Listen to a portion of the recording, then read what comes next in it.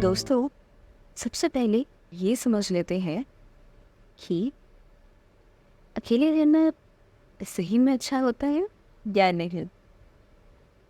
नमस्कार दोस्तों, welcome to mindful moments, एक पॉडकास्ट जहाँ हम डिस्कस करेंगे कैसे हम अपनी लाइफ को डिफरेंट एस्पेक्ट से बेहतर बना सकते हैं। मैं हूँ आपकी होस्ट रिया और आज हम बात करेंगे एक इम्पॉर्टेंट और रेलिवेंट टॉपिक के बारे में, बीइंग अलोन। जी, अकेले कैसे रहा जाता है? अकेले रहने का मतलब क्या होता है? इसके क्या फ़ायदे हैं और कैसे आप लोनलीनेस को दूर कर सकते हैं, कैसे आप फील करते हैं, तो उसे कैसे कोप अप भी किया जाता है, ये सब आज हम एक्सप्लोर करेंगे और जानेंगे इन्हीं महत्वपूर्ण विषयों पर। चलिए शुरू करते हैं। तो सबसे पहले ये समझना ज़रूरी है कि बीइंग अलोन का मतलब सिर्फ फिजिकली अकेले रहना नहीं होता। ये एक इमोशनल स्टेट भी हो सकती है जहाँ आपको लगता है कि आप फीलिंग्स और थॉट्स को शेयर करने वाले कोई आपको इंसान ही नहीं मिला, कोई है ही नहीं। अकेले रहना हर किसी के लिए अलग होता है। कुछ लोगों को सॉलिट्यूड पसंद होती है और वो उसमें पीस और क्लैरिटी पाते हैं, जबकि कुछ लोग लोनलीनेस से स्ट्रगल करते हैं, जिसे हम नेगेटिव लाइट में देखते हैं। आजकल एक बिजी और कनेक्टेड वर्ल्ड में अकेले रहने का टाइम मिलना भी एक लग्जरी बन गया है, लेकिन ये समझना इम्पोर्टेंट है कि अकेले रहना ज़रूरी भी है। ये एक वक्त है जो आप अपने आप से साथ स्पेंड करते हैं, अपनी थॉट्स को समझते हैं और अपने आप को डिस्कवर करते हैं। अकेले रहने के बहुत सारे बेनिफिट्स होते हैं जो हम अक्सर ओवरलुक कर देते हैं। पहला है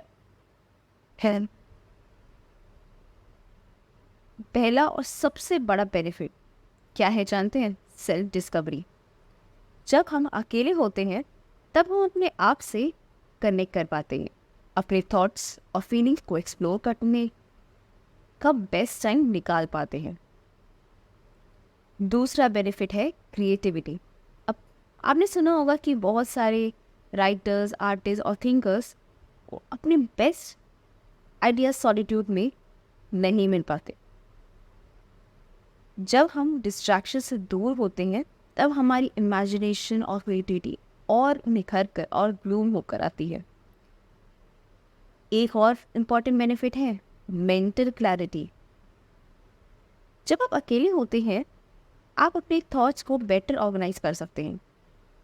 ये आपको बेटर डिसीजंस लेने में मदद करता है। अकेले रहने का एक और पॉजिटिव एस्पेक्ट है इमोशनल इंटेलिजेंस। जी, जब आप अपने आप को संभालना सीख जाते हैं तो आप दूसरों पर डिपेंड होते हैं और इमोशनली स्ट्रॉन्ग बनते हैं। लेकिन दोस्तों, अकेले रहना हमेशा इतना इजी नहीं होता। अकेले रहने से कुछ चैलेंजेस भी आते हैं। सबसे पहला चैलेंज है लोनलीनेस। ये एक नेगेटिव फीलिंग है जो तब आती है जब हमें लगता है कि हम डिस्कनेक्ट हो गए हैं और हमारे आसपास कोई नहीं है जो हमारी बात सुन सके। आइसोलेशन भी एक मेजर चैलेंज है, स्पेशली अगर आप लॉन्ग टर्म के लिए लोगों से कट ऑफ रह जाते हैं। ये आपकी मेंटल हेल्थ पे नेगेटिव इम्पैक्ट डालता है। अकेले रहने का एक और चैलेंज है बॉर्डम। अक्सर अकेले टाइम स्पेंड करने वाला इंसान बॉर्डम कहलाने लगता है। हमारे पास प्रोडक्टिव एक्टिविटीज़ होनी कम हो जाती हैं। अब कुछ बात कर लेते हैं अपने सॉल्यूशंस के बारे में कि अपनी लोनलीनेस को कैसे ओवरकम किया जाए। एम्ब्रेस एंड ओवरकम लोनलीनेस के बारे में अब बात करते हैं कुछ प्रैक्टिकल सॉल्यूशंस कि जो आप अकेले रहने के समय पॉजिटिवली स्पेंड करें और उसमें आपको मदद मिले। पहला सॉल्यूशन है एंगेज इन हॉबीज़। हॉबीज़ में अपने आप को एंगेज करें, अपनी पसंद की एक्टिविटीज़ करो, जिससे रीडिंग, पेंटिंग, गार्डनिंग, कुकिंग या कोई नई स्किल सीखना चाहते हो।